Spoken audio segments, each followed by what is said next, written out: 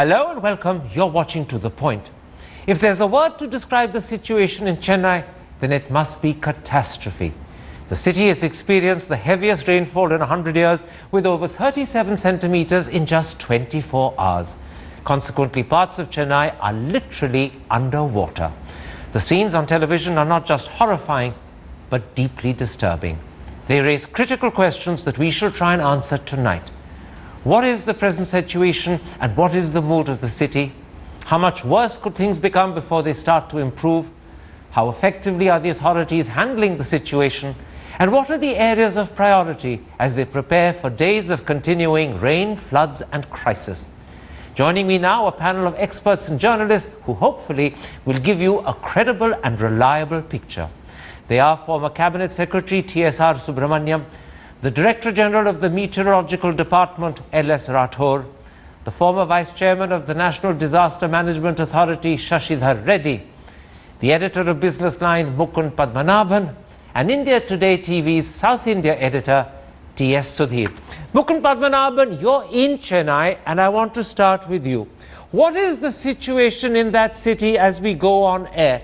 Is heavy rain still falling? Are flood waters rising? Well, I think we haven't had, heavy rain in the last few hours, but from all accounts, things are not getting any better. I mean, there's more water being released from the lakes, and the flooding is certainly increasing. And I heard recently that Chennai airport isn't getting any better. In fact, there's even more water now than there was this morning. So the flood situation is getting worse, even though the heavy rain may have for a while ceased. Is that a correct understanding? Exactly. Yeah, I think that about sums it up. Yeah. T.S. Sudhir, large parts of Chennai, as you've heard, are also without electricity. As a result, I imagine people's mobile phones are simply not working. They probably faded out, which means sizable sections of the population are left isolated and cut off. Is there an emerging sense of fear or panic through marooned sections of the population? There is more of desperation, Karan, in large parts of Chennai. Of course, there is no power in many parts. That's also because the Tamil Nadu Electricity Board wouldn't want to take chances with electrocution. There is also the fear that because the walls of most of the buildings would be completely wet, it would be risky to actually operate many of the electrical appliances. But yes, there is a sense of desperation because this has gone on for almost 3 weeks now, barring few days when there was no rain. It has been raining continuously, and the record in November has been phenomenal, breaking all records over 100 years. So in that sense, Chennai has got too much rainfall than it would have really bargained for in the month of November, the usual monsoon season as far as Chennai is concerned. But given the fact that many of the areas are still inundated, they are underwater, there is fear of an epidemic of diseases, there is fear of reptiles, snakes, etc. getting into the houses, especially in those waterlogged, low-lying areas. So in that sense, things really not looking up for Chennai, a city that is very proud of the kind of brand equity it has. Okay. In that sense, the images that are going out to the world aren't really doing anything good to the image of Chennai. Very quickly, Mukund Padmanabhan, what is the mood of the people of Chennai? They've had this phenomenon for 3 weeks developing. It now seems to have reached some sort of catastrophic crisis point. It looks as if it'll continue for at least another 72 hours with rain thereafter for a week. What's the mood of the city? What's the spirit of the people like? I think the spirit of the people is rather like the spirit of many Indians. I mean, there is a sense of resignation, I think particularly among the poor. Many of them have been, lost their homes, particularly those living along the banks of rivers. I saw some people on my way here, just now. They're just living in under little tarpaulin sheets. So I couldn't see a palpable sense of anger, but there's obviously a lot of distress. On the other hand, I find there's been a tremendous amount of spirit. People have gone out of their way to help. People have opened their homes, people have opened their kitchens. And so there's been that as well in response to this. Sorry, finish Mukund. Yeah, I think there's been this mixture of resignation and this of activism and strength. Mr. Rathore, you're Director General of the Meteorological Department. How do you explain what's happened? Not just the crisis of the last 24 hours, but the build-up of unexpected enormous rain right through November. Is this some sort of unpredictable natural calamity that's spread out over a 4-week period? Or is this, as some politicians and channels are suggesting, a consequence of climate change? Karan, let me tell you, this particular season of northeast monsoon was not unpredictable. As a matter of fact, in our long-range forecast, the Met Department predicted that this season is going to be above normal, and we gave figure of more than 112%. And to capture the episodes of extreme weather events in the medium range time frame, we have also been able to predict that. So to that extent, these kind of extreme weather events this particular year have been predicted well. But the point you made is that whether this November and till date has surpassed the number of extreme weather events and extremely heavy precipitation events. Yes, definitely there are more. Normally in the month of November we do get about 3 waves in the easterlies, or 3 systems to broadly say that. But this year we have got 5, and most of them are able to generate precipitation of a very heavy to extremely heavy category. One quick question. You said you had anticipated and predicted 112% of the normal rainfall for this monsoon. Does that suggest that the authorities were forewarned and perhaps didn't take your warning as seriously and take steps that they should have? Is that a correct conclusion for me to draw? Karan, I would agree that it's a current conclusion, because the seasonal forecast has to be taken only in that sense that overall season as a whole, state as a whole, and region as a whole is going to get above normal precipitation. What happens during... Please carry on. What happens during? These extreme weather events, which are more of a localized nature, and therefore one has to respond to the medium range forecast in terms of technical planning. Now, Mr. Subramaniam, the Met Department has predicted that there will be 72 hours more of heavy rain. Yep. Thereafter, the intensity may diminish, but there will continue to be rain for another week. Doesn't that clearly suggest that the one prospect Chennai faces is that things will get considerably worse before they get better? And even now, assume that even if the rains stop right now, the next week, 15 days are going to be hell, because, as somebody mentioned, epidemics, disease, drinking water shortage, all kinds of things are going to come. One of your guests, Mr. Mukund, mentioned about the spirit there. I spoke to 5 or 6 people. I was able to get through during the day.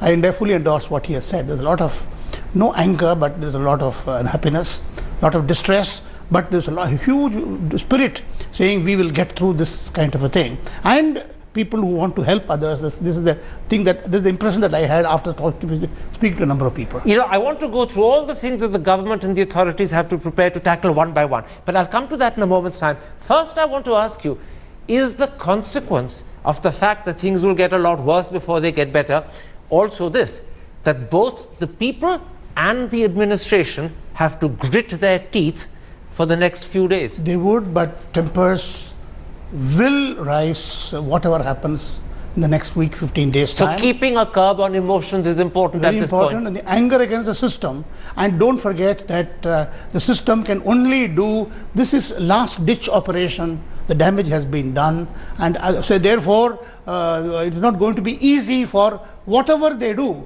to control the emotions. Now in these circumstances, Mr. Shashidhar Reddy, how effective, as you view it, is the response of the Army, the Navy, the Air Force, and of course the National Disaster Response Forces? You're a former Vice Chairman of the National Disaster Management Authority. I know you're not in Chennai, but you've probably been viewing and analyzing the response. How do you assess the response we've seen so far? Yeah, I think whenever it comes to response, you know, any disaster, even in the past, I think we have done admirably well. Initially, positioning, people have not been able to land. These things are likely to happen, but I'm sure that the kind of response we've shown during Uttarakhand or Thailand will not be lacking here. So you're satisfied from what you can tell of the response that it is up to the challenge, and it's an enormous challenge they face. You're satisfied it's up to that challenge so far? No, I was talking to somebody earlier this evening, and then they said, the local, the administration seems to be missing, but they're all people caught up in different parts of the city, probably not able to move out. Okay. But looking back, I think to overcome such a situation, we need to have some kind of a contingency plan. We have to anticipate such situations to come, and have some kind of a contingency plan. But like something happening within a very short period of time, high intensity rainfall, and I think 2 hours saw very extreme amount of rainfall, which really disrupts everything. But I think there are always lessons to be learned. Okay. And then I would like to go back to what, I want to stop you there. I want to stop you there. I want to stop you there. I don't want to go into lessons to be learned at this stage. I want to talk about the actual situation, which is at crisis point. T.S. Sudhir, one of the things we saw on TV today, and it's been on all channels, is the incredible problems hospitals must be suffering. After all, doctors and nurses are either stranded in hospitals or unable to get to hospitals. I imagine hospitals are critically understaffed. There were scenes of people on stretchers being evacuated through water-flooded roads, being taken by ambulances to other hospitals. What is the hospital situation like? Do you have any idea about how deep and bad that crisis is?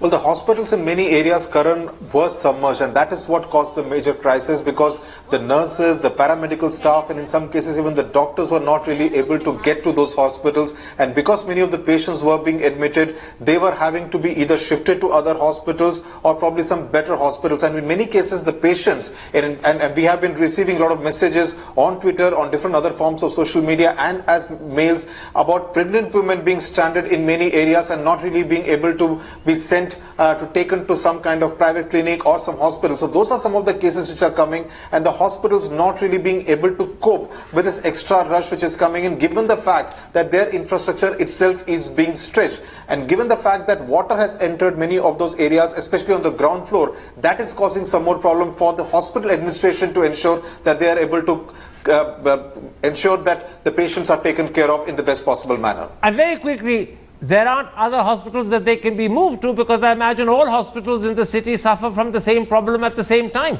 So there isn't much scope here for remedial action.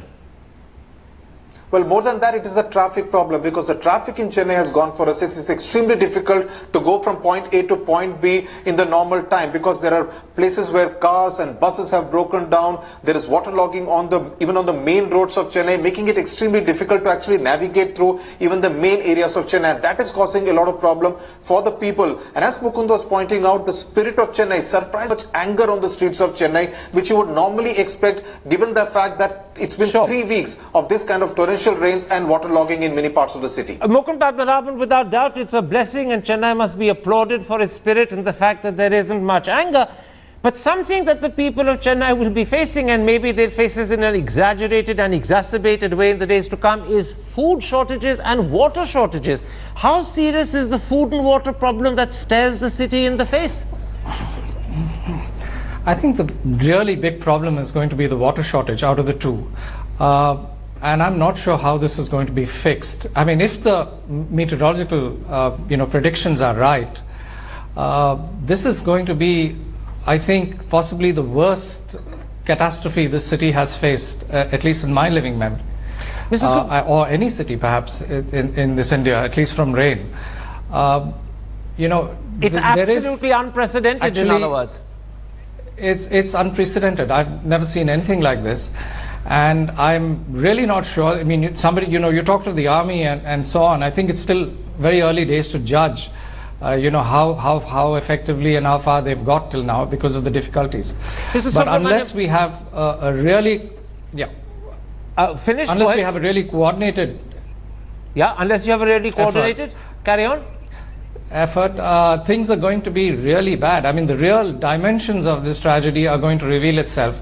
And I just want to add one thing. I mean, we're focusing on Chennai, but there's Pondicherry, and there are large parts of Tamil Nadu, districts like Kanchipuram, where we don't really know the real situation yet. And so I think the dimensions of this tragedy are going to unfold over the next few days, and they're going to be much bigger than what we think they are now. That's a very good point. We've seen some images of Pondicherry and it is very badly affected. We have some statistics that say that Pondicherry has seen as bad precipitous rainfall in a concentrated time as Chennai, but we have very little information from places like Kanchipuram, and we have no idea therefore of the dimension.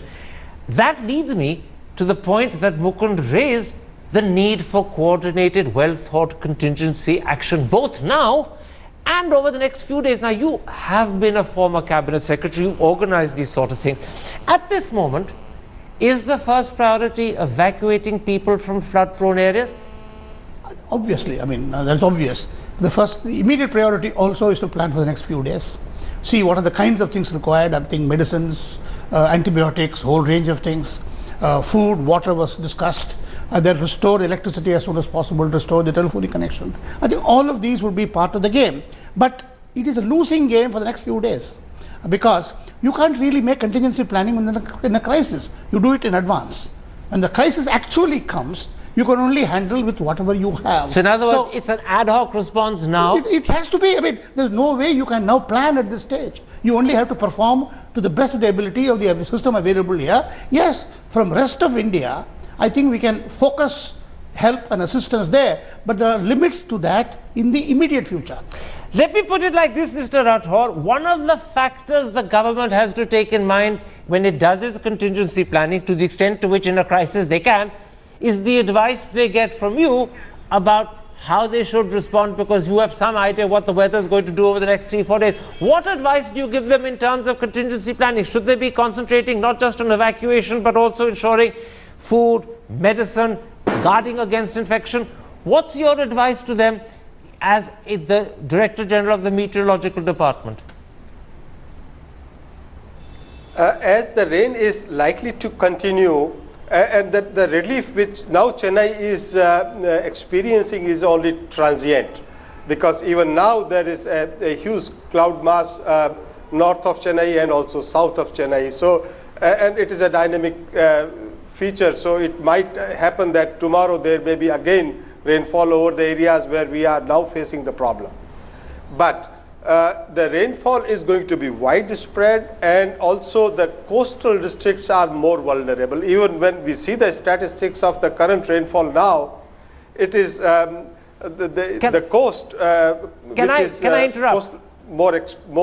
Can I interrupt? We're concentrating on Chennai. What is the situation in Pondicherry, about which we have some idea but not a full idea? What's the situation in places like Kanchipuram? Brief us on that, because that will give us some sense of the dimension of the problem beyond the capital of the state. Kanchipuram has experienced rainfall 150% of its normal, and it is likely to continue for tonight, tomorrow, and day after. So in other words, the dimension of the problem in places like Kanchipuram could be worse than Chennai. That's what you're suggesting. Could be.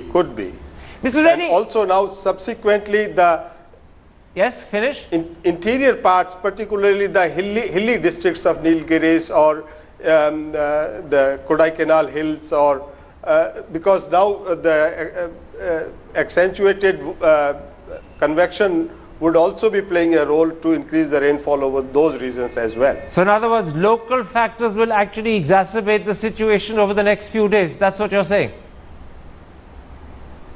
That's right. Mr. Reddy, beyond what the National Disaster Management Authority, which you used to be Vice Chairman of, can do, a lot depends upon the actual capacity of the administration. I imagine you must have some idea about how capable the Chennai administration, the Tamil Nadu administration is to handle this sort of problem when it happens at such crisis proportions in such a short time. For instance, one of the problems is they've got, I believe, 500 pumps, but where do they pump the water to? And that means that not only do they have to evacuate people and house them, and then feed them and give them blankets and make sure they have medicines, but they have to be prepared to do this for days, if not weeks. Does the Chennai administration have the capacity to handle this? Well, I think this is something that is to be seen, because this is a very unusual kind of situation with this rainfall. And I think if the rainfall recedes and there is a spate, things can improve. And I'm sure yes, that, but the rainfall is not. But the rainfall is not going to stop. We know that from the Meteorological Department. Heavy rains for 72 hours will happen, and then a week more of rain. So answer on the basis of that. No, the water level, I mean, some of the images that we saw that, along the sea, you don't know where the sea ends and where land begins. Precisely. So that is the kind of thing, where is the water going to be pumped? So this is going to be a challenge, certainly a challenge.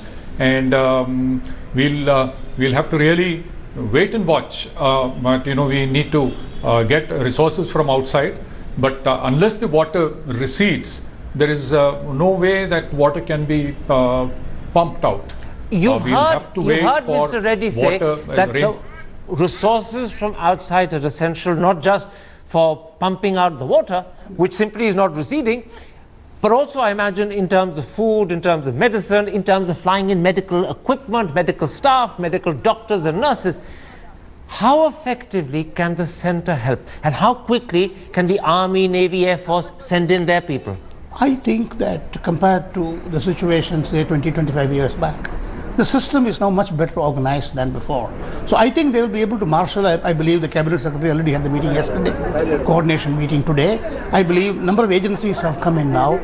Whatever is possible, I think, will be done. But how do they get in? The airport is flooded. That's right, and but trains aren't working. They can land 50 miles away and come back, and all the airports in the area are not flooded. But the point really is, there's only so much that can be done. And the tragedy has occurred, and the suffering will take place the next 10-15 years. So, no matter how fast the response, exactly, it's a question of degree, how much more. The suffering is going to happen. It's going to happen, because there is no way there are going to be not only deaths, but a lot of distress, a lot of children, food, all kinds of, plus disease, and very poor people cannot afford all kinds of. So in other words, this is a kind of a disaster where you can only contain it to some extent. And you can't really expect a very good, efficient administration there. They are doing their best. Rest of India is doing its best, and yet we cannot wish it away. TSVC, there's no doubt that the Tamil Nadu administration traditionally, historically, has been one of the most efficient and effective. But at this point of time, I imagine the vast majority of the officers and staff of the government are themselves affected.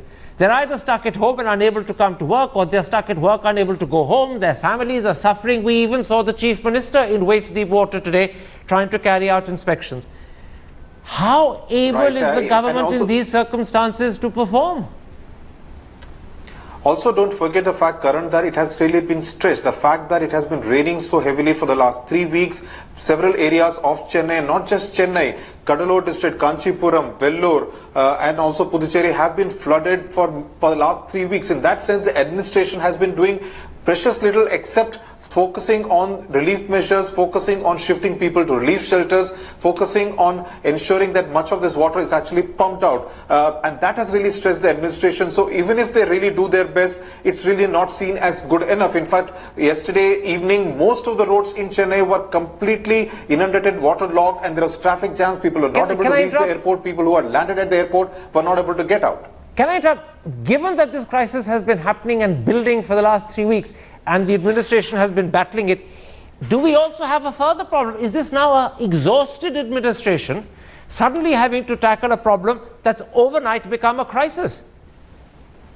Absolutely. Exhausted administration is pretty much, sums it up, because as I said, the entire administrative machinery from the Chief Minister, Chief Secretary to the lowest level clerk who is actually working to ensure that the common man gets some kind of relief is an exhausted administration. And perhaps it's time that the NDRF and the army people are coming in to provide some help. Probably this should have come a couple of weeks earlier when also Chennai was inundated pretty similarly, and we saw scenes around the 16th and 17th of November when most parts parts of Chennai were completely underwater, especially the IT area, which is the southern part of the city. Perhaps the help is coming a bit too late in the day. But yes, the situation now is pretty grim, and with the Met Department predicting that there would be rainfall for the next 72 hours, things aren't really looking up for Chennai and other parts of northern Tamil Nadu. Very, very quickly, in a brief answer only, Mukund Padmanabhan, do you agree that this is an exhausted administration, hampered further by the fact that probably every single member is either himself or herself suffering, or their families are suffering, and therefore the capacity for quick response is diminished by those two factors?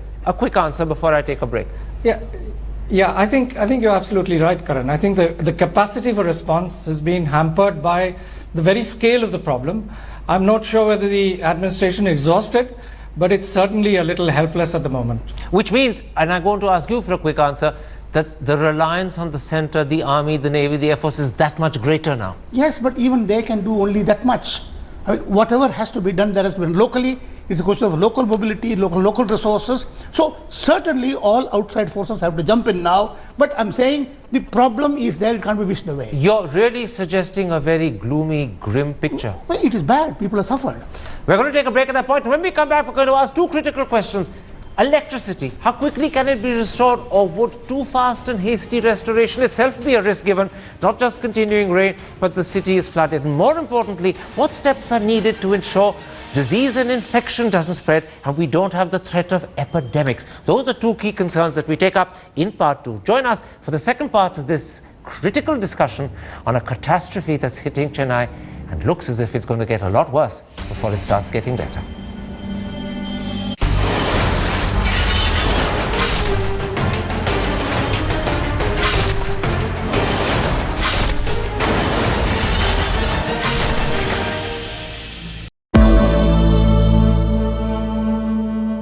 Evacuation is underway at the BBC's new broadcasting house and a number of other London offices due to a suspicious vehicle.